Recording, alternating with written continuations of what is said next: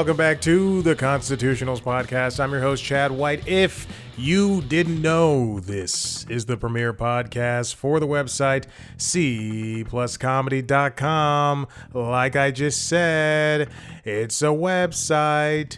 Go there. Welcome back in. It is officially the end of the workday for me. I was just waiting. Today was yesterday was hectic. We at work, we ended the television upfronts were over. And then there was like an all hands meeting today. I was at the dog park. I come back home and I see a message in the Slack, in the combined Slack for all the editors and producers and stuff. And I see, hey, there's an all hands meeting today at 11 o'clock, and it's like 11:15. I'm like, oh shit! So I hop on, or I guess he posted at 10:30. But anyway, I guess it started 11. But anyway, I watched half of it, I guess, approximately. They were talking about what's going on with the New York offices and things like that. Anyway, the upfronts went well. You'll never know who I work for. On LinkedIn Logs, I don't talk about. LinkedIn Logs is the jobs and business news podcast that I also host for this stupid website. But I never mention who I work for. And they dropped some pretty big news. The upfronts are we're going to talk about Warner Brothers upfronts in this episode, but just upfronts are essentially networks and studios going, hey, this is what we have to offer to advertisers. This is what's coming out. We have more for Warner Bros. I'm just going to make up something because I know they don't have this, but we have more Game of Thrones. We have some TLC shows that people are looking forward to, some Food Network shows. Please advertise with us. Okay, so that happened. And then yesterday, I will admit this, I did go to the pool at 4:30 because yesterday was a very trying day for me. I'm sitting in a meeting and there's somebody in the meeting who is sending emails that I have to work off of. So he's not sitting directly in me, but and they are sending them every minute for, I don't know. I did roughly let's pretend 15 or 20. So I had 15 or 20 things to do yesterday, and I was just pissed because there are moments where there's 3 or 4 hours where there's nothing for me to do. Not nothing, but I would like things to be spaced out. Not nothing if the bosses are listening, which they aren't. No one knows I do this. If they only knew that I talked to cool celebrities like Craig Robinson and Tiffany Haddish once. Oh my gosh. What else is going on? I have a wedding next week, so I'm going to have to be recording Late Night Lately. I have to leave on Friday, so I have to record. It's a destination wedding. I have to record Late Night Lately very early. I have to basically go to the gym, come back home, knock out Late Night Lately at 8 o'clock in the morning. It's gonna be crazy. But I'm setting up my hotel reservation. I felt good. I got a decent rate. Not really. But I paid for it.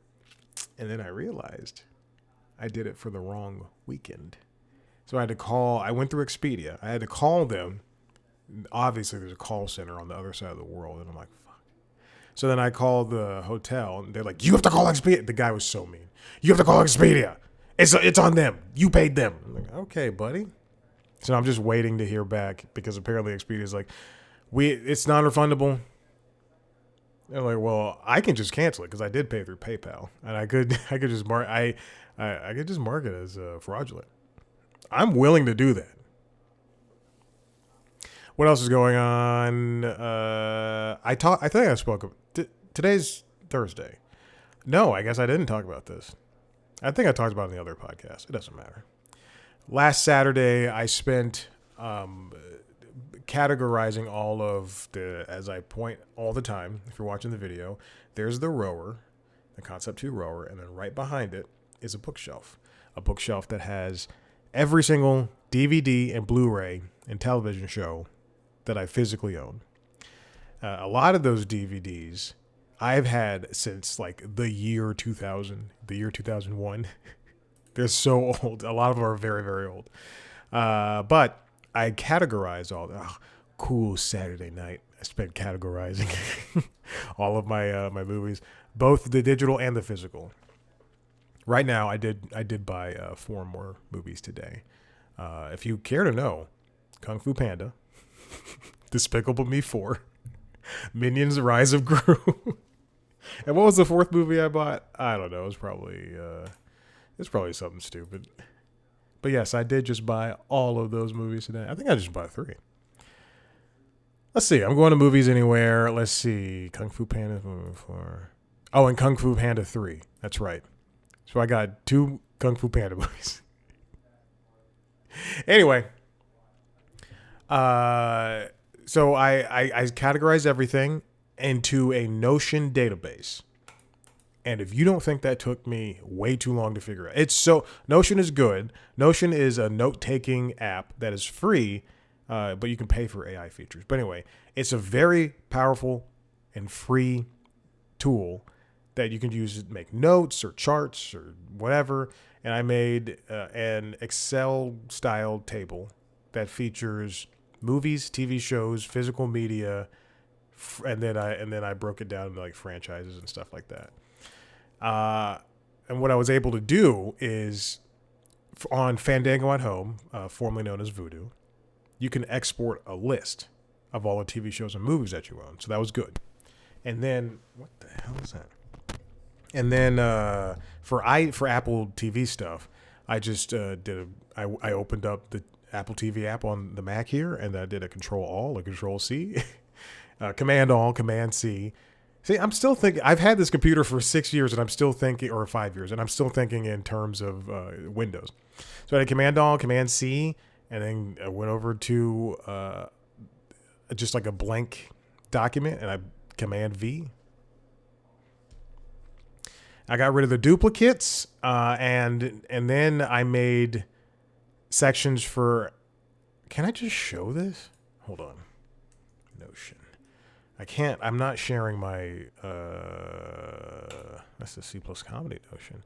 Oh, look at this. Can't even log in. Okay, or I don't want to log in. Excuse me. I'm looking at the app. But anyway, I made a quality section, a Movies Anywhere section. If it's on Movies Anywhere, a where to watch. That includes Movies Anywhere, Fandango, YouTube, physical, all that stuff.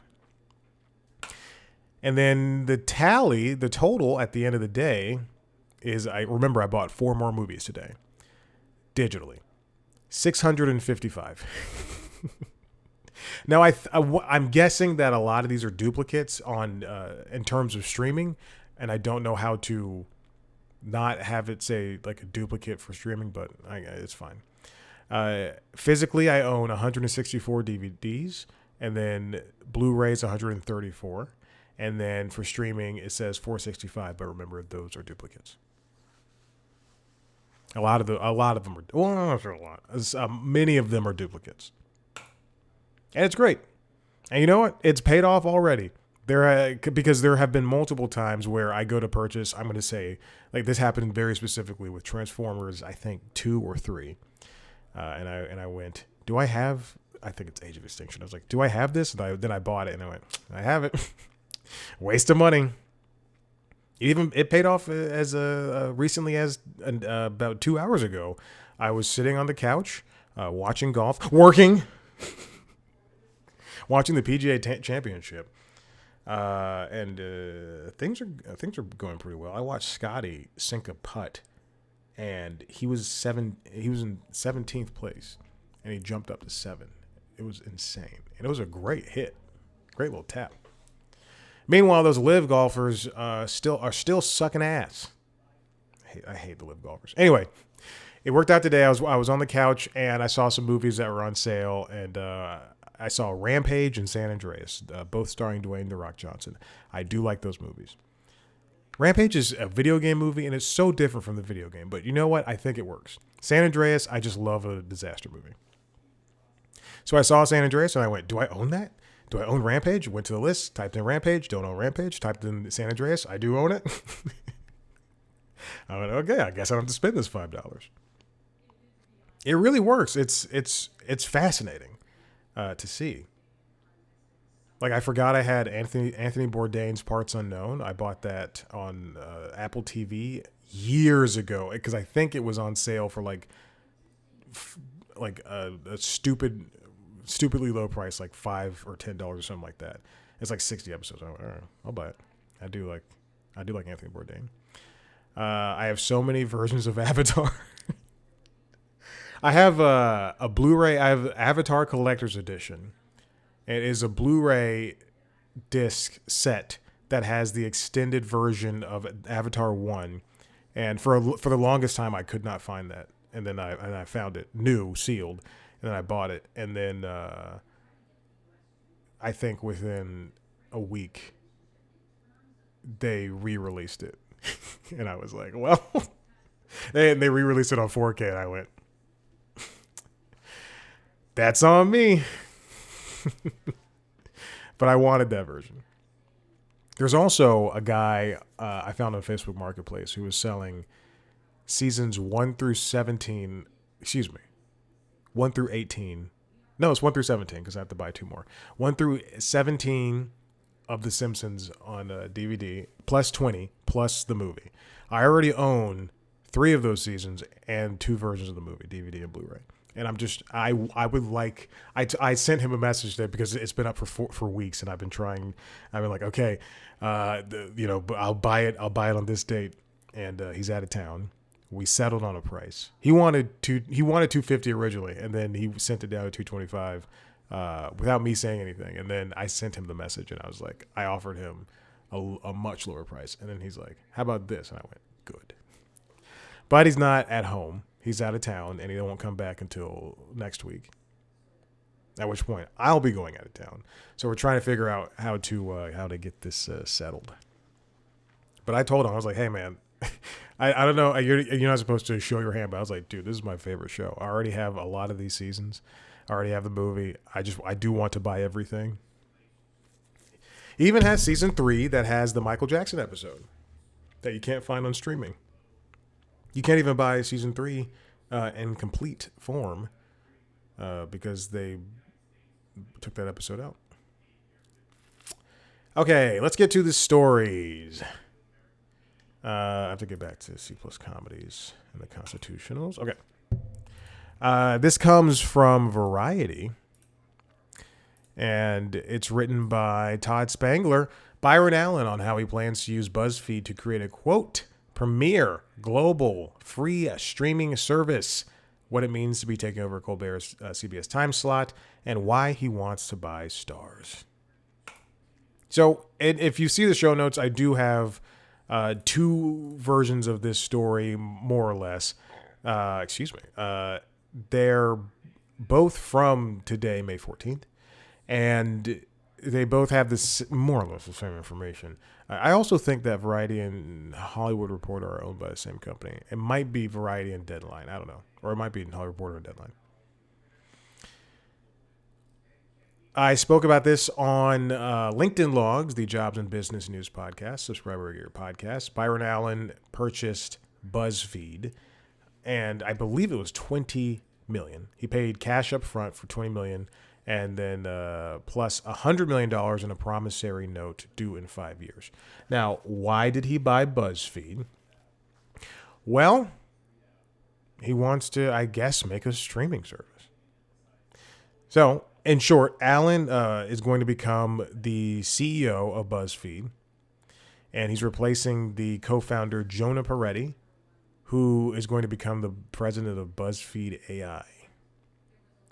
BuzzFeed used to be a huge website, a destination. It also won a Pulitzer, I think. Hold on, let me triple check that because I said that this week and I wasn't sure. BuzzFeed Pulitzer. It did win the Pulitzer in 2021 for an international report.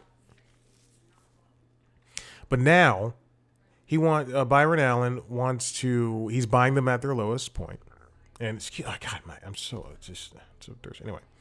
And his plan is to bring BuzzFeed and Huffington Post. Remember, because BuzzFeed bought HuffPo from Ariana years ago to help them, I guess, with their news ambitions. But we saw how that happened. They won a Pulitzer, then they petered out.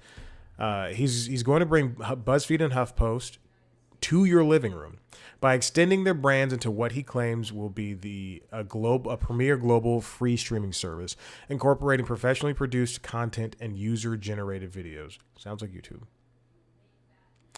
Now, to do that, remember, Byron Allen already owns a lot of things, including a lot of affiliates, ABC, NBC, and CBS affiliates. I think it's like 10 affiliates he owns throughout the nation. He also owns the Weather Channel, which I used to work for.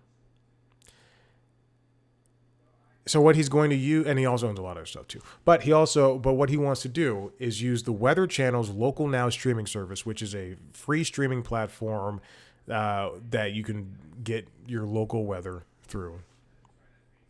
And it's going to provide super hyper localization down to your zip code to provide news, weather, sports, and traffic. Local Now ingests about 5,000 pieces of video per day because people can send in videos. It's free, ad-supported. It also has free, ad-supported TV shows and movies, which I did not know because I don't like Local Now. On Mother's Day, I went to my mom's house, and I was like, well, do you want to watch the movies I own? So I started signing into Fandango at Home, formerly known as Vudu, on her TVs. And I was like, just go to my library, don't buy anything. And she's like, what's that free stuff? I was like, don't watch free stuff. Just watch the movies. Just watch the movies I own. You don't want to watch the free stuff. And she informed me that she likes to watch like the shitty things on Tubi.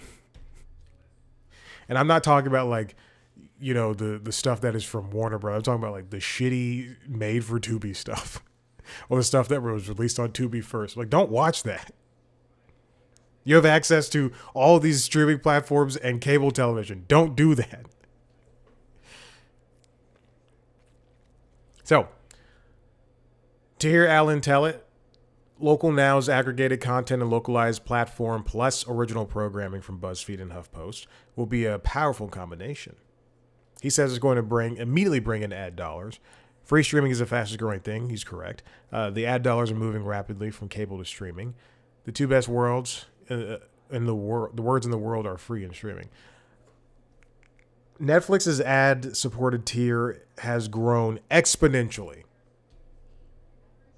I saw a headline for that today.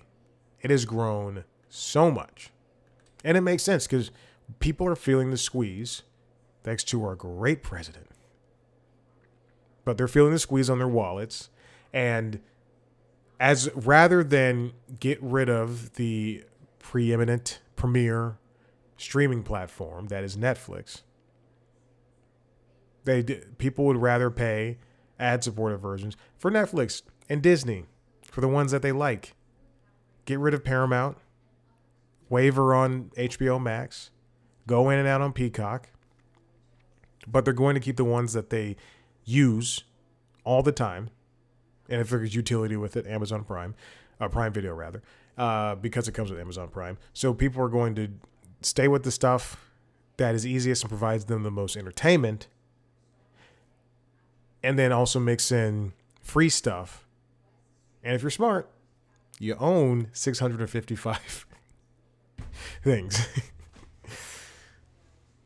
But in a lot of ways, Allen is right. I'm reading over this because this just came into me. Now, he also would like to purchase Starz. This comes from The Hollywood Reporter, written by Eric Hayden. Byron Allen bought BuzzFeed. He wants Starz next. Now, this one is this version is this part of the article is this article rather is an interview. Now, Allen has been trying to work with Paramount, Skydance, Warner Brothers Discovery, on buying BET. He wanted us to buy the stuff essentially that they don't want. But now I think Paramount said, hey, we're going to keep this. Anyway, he wants to buy Stars from Lionsgate and Stars, I think, split up. Lionsgate spun off Stars into its own company. And Stars is now a publicly traded company, I think. On Stars, he said, SVOD, subscription video on demand, and AVOD, advertising video on demand, a left hook and a right hook. If you have a strong left hook and a strong right hook, you'll be the heavyweight champion for many years to come. Stars is a subscription product that you can either get on cable or as a thing by itself, as an add-on to cable or thing by itself. And he's correct. Free streaming is very popular. Look at Pluto. However, and look at Tubi. However, people have to want to watch the free streaming platform that you have. I don't know how the Roku channel is doing, but they seem to be doing well enough to have the Great American British Bake Off, or the Great American Bake Off. They also purchased Quibi assets when Quibi went down. But that doesn't necessarily mean that it's doing well. The free version is doing well. At the same token, are people who use Roku, are those the same people that sign up for HBO Max and Paramount Plus and and Peacock via the Roku channels, which is you pay Roku directly and then they pay the streamer? Is that something that people do? So now, if you look at Roku as a whole, they have that paid and then they have the free thing. But is that something that necessarily does well for them besides actually selling TVs? And I think a soundbar. So he has been looking for Stars. In March, he spent $25 million to acquire Steve Mnuchin's 11% stake in Stars. And he's bullish on it. He says, I want to control Stars. I am the second largest stockholder. And he's just going to wait them out until anything happens. Now, if you remember, Stars did a poison pill plan, which means that because remember earlier in March, they did not want Byron Allen to run them. Now, the poison pill is a shareholder rights plan, and it's typically enacted by companies seeking to ward off hostile or unwelcome acquisition efforts. They adopted this plan if any one shareholder acquired 17.5% or more of the company, and would allow for the shareholders to purchase shares in the company at a 50% discount, effectively diluting the activists. Now, Allen does not care about the poison pill. He says, I will buy the whole company when he decides to buy the whole company. That's what he said, when I decide to buy the whole company. He really wants those two streaming platforms. I don't understand. This seems like kind of a new money way of being a capitalist, owning all these different companies. I'm sure the Weather Channel has, the only other option the Weather Channel has as competition is Fox Weather. And from my understanding, Fox Weather is like really, really good. And no one can come close to either one of them. But the reach that the Weather Channel has is just substantial. Then you look at, everything else that he has, the affiliates. He has 10 affiliates, but Nexstar and Tegna own many more affiliates. And then there's just affiliates all over the country that would rather run on pennies and nickels as opposed to dollars, then get bought out. It seems like he's diversified his portfolio enough, but he's also the face, and he's a face that people should not necessarily know. Like there was a like Elon Musk is the face of Tesla, whether we like it or not, and even though Tesla cars, the company, is a good idea, the way it's been executed and his recent, as of the last 4 or 5 years, his recent just public persona has just been gross, to put it blankly. So there's no like people are associating Teslas as bad, even though they're decent cars, not the best, not even good, but decent. Boring. Just because you put a fart thing in your seat doesn't make you cool. Or spelling out sexy with the models of the car. That's disgusting. Or making a truck that looks like the opposite of Row.co. Also Row.co. I keep seeing like these commercials for Row.co on Hulu with these beautiful, just gorgeous women. And I just like, hey, if I don't need Row.co if I was women. Even though okay. And he's also the face of his own show. So, why do this? Why do this? All right, let's move on because I'm hungry and I'm making turkey bolognese. It's behind me. This comes from Tony Maglio, the Hollywood Reporter. The Warner Bros. Discovery upfront felt more like a funeral. Warner Brothers has nothing to show. They are being courted by Paramount Skydance. And at these upfronts, they have nothing to show. There's no hand. There's no host to take them through. Here's the important thing about the upfronts. Even if it's you're selling what you have to these investors, you have to make it entertaining.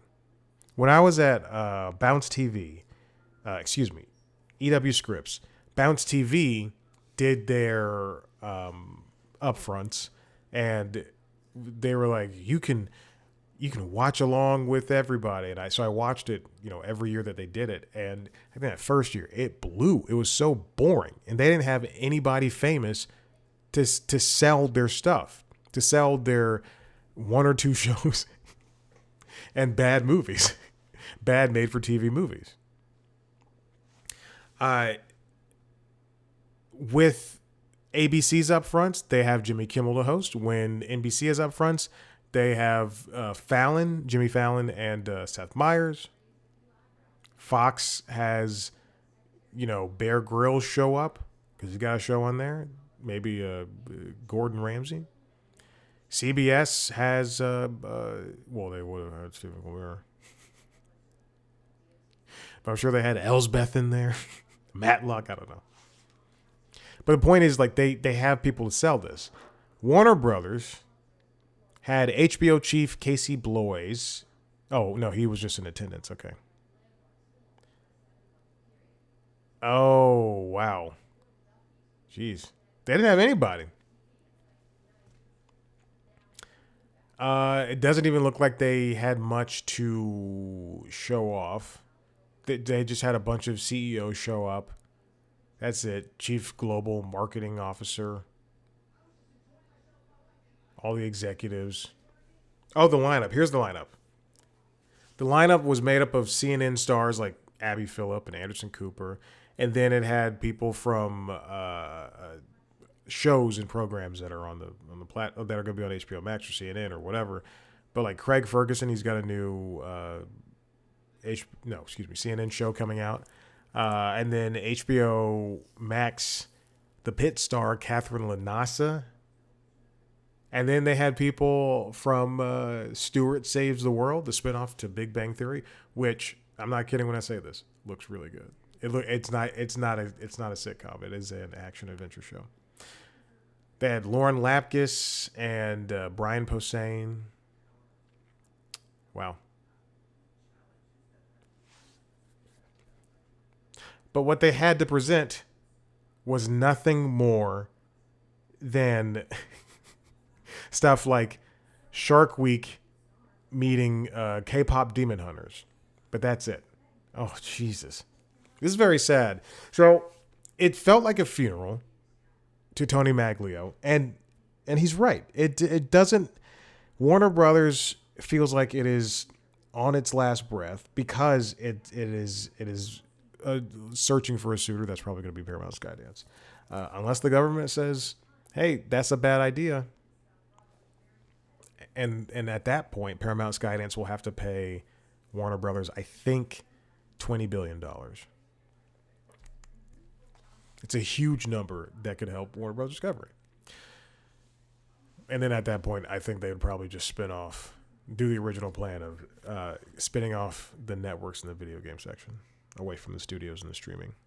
Anyway, but it's unfortunate that Warner Bros. Discovery, such a storied studio, Discovery is in this position to be no longer a leader, even behind the suitor that's coming for them, that is Paramount Skydance.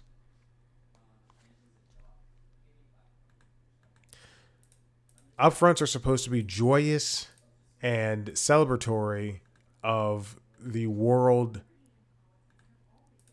where these networks live, but that's no longer the case.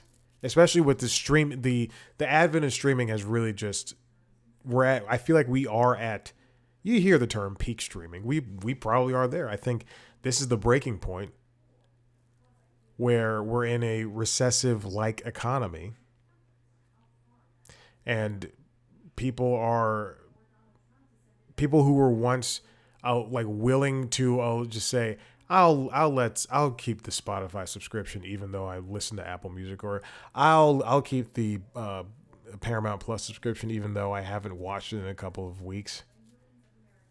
Where that's no longer the case, and now we're at a point where it's, you know what, I'm gonna cut this loose because it's no longer bringing me joy.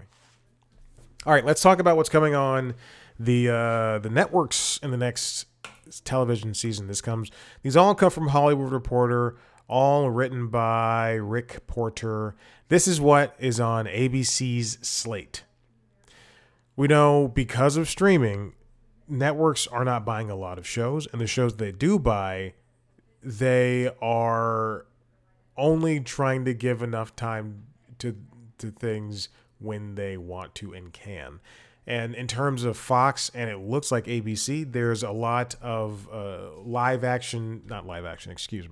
There's a lot of reality things that they're going to be leaning on.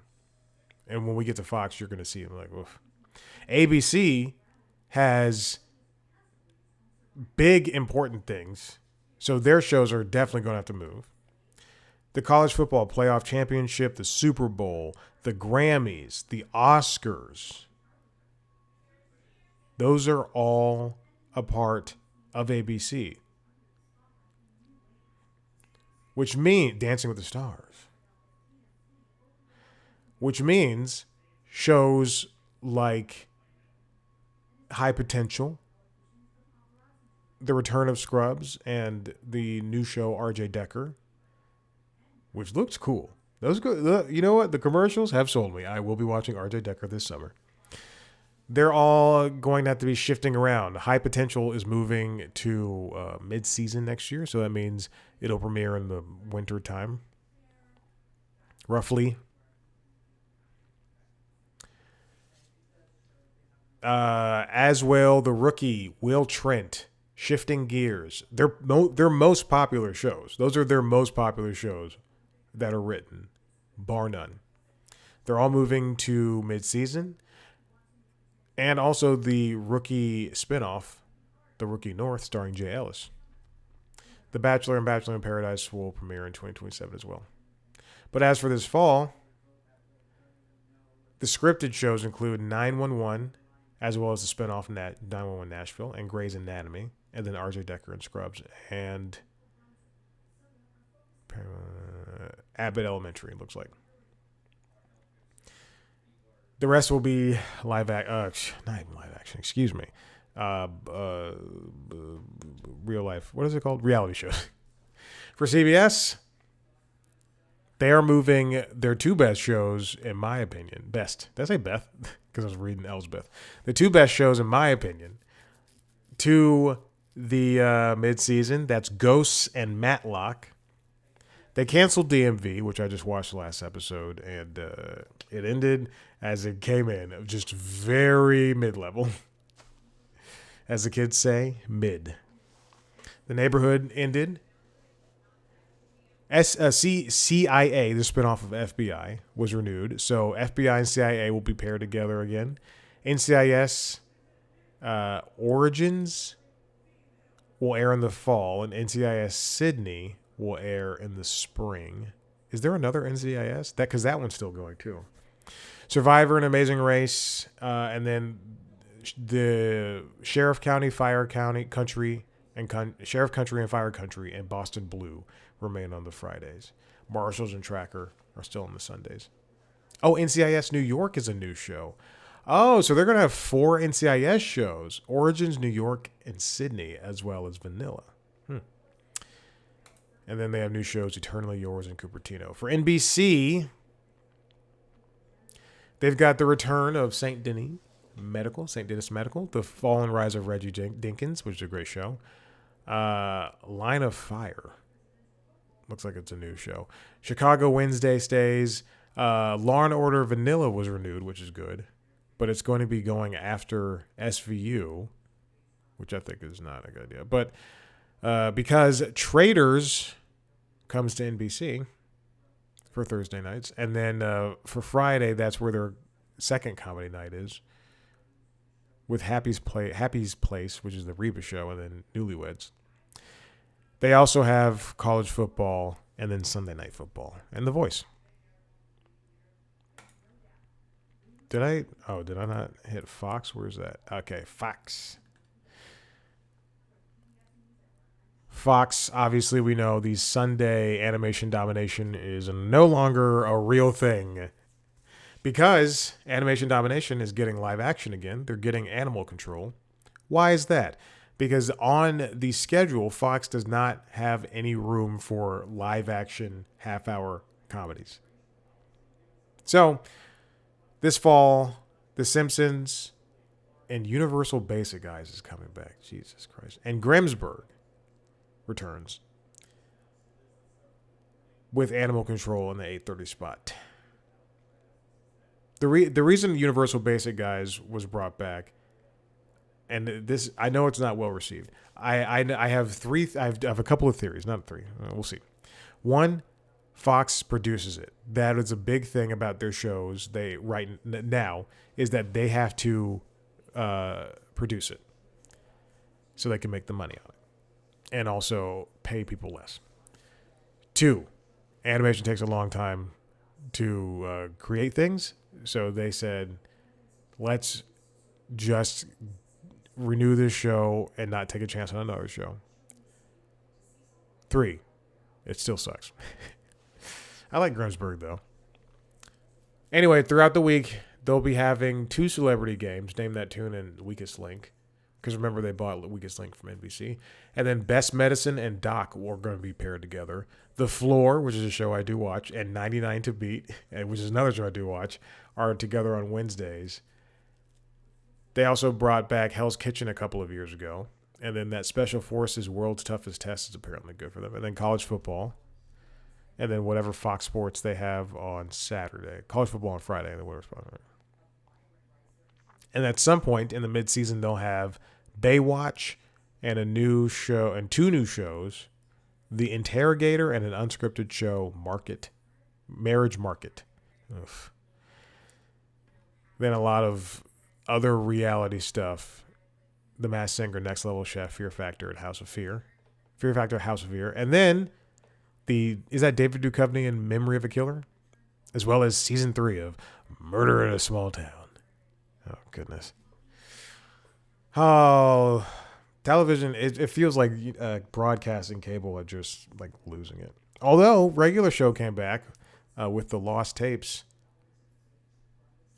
And I watched an episode, and you know what I said? It's more of a regular show. All right. I'm done. Listen, if you like what you heard here, head to the website, cpluscomedy.com, where you can see me talk to celebrities sometimes. I just had an interview with, This is embarrassing. Emily Marco. I didn't even have to go all the way through to where I was looking. I had an interview with Emily Marco. Go listen to that. If you want to see a video version of the interview, you can go to cpluscomedy.com, where you can see a video version of this show, as well as video versions of the other shows. Late Night Lately, the Late Night Show. There's a monologue, so check it out. And LinkedIn Longs, the Jobs and Business News podcast.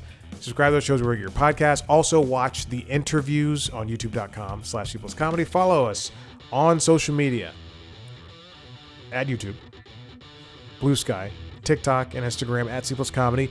Me on those platforms at Chad Black White. cpluscomedy.com for everything C Plus Comedy. Okay, I'm going to eat this turkey bolognese and pasta. Thank you. Bye.